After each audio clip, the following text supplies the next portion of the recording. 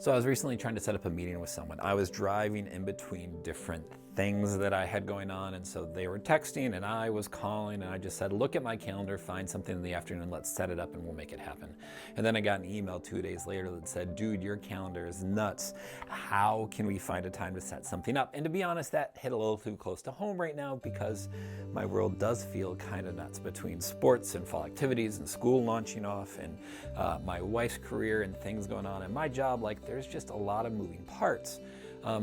And again, it just kind of rang close to home for me and some of the things that I'm going on. Because one of the things that we know is if we actually want to try to follow Jesus and what that looks like, it means we need two things. We need both time and a willingness to engage. The willingness is normally there. We want to do the thing. The real crux for most of us is time.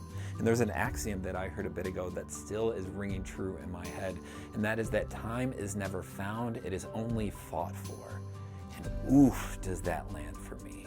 Because I look at my schedule and my day and all the presumptions of what I have and the expectations I'm supposed to deliver on, and it just feels like there's never enough time. And that's before the texts or the phone calls or the emails start flying into me, and it feels like I can barely keep up.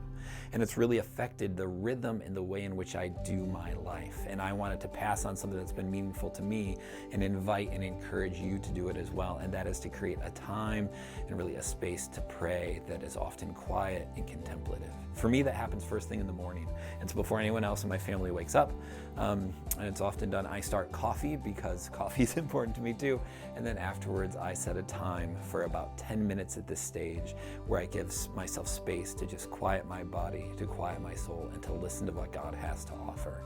I started with 5, my goal is 20, and I'm working my way up bit by bit, just giving myself space. And as I think about where we are collectively as a community, as a church, as a nation, as it feels like fall is coming and the torrent of activities and busyness is going to be thrown upon us any minute now, I want to encourage you and me and all of us to create some space for time, to fight for the things that are worth having, to hold on to the verse that we talked about in church last Sunday of Romans 12, where it says, do not conform to the patterns of this world, but be transformed by the renewing of your mind. And that happens through fighting for time, to give space for the Spirit to prompt, and for us to hear what it is that God has to say to our context and our situation. Grace and peace, friends. Have a good week.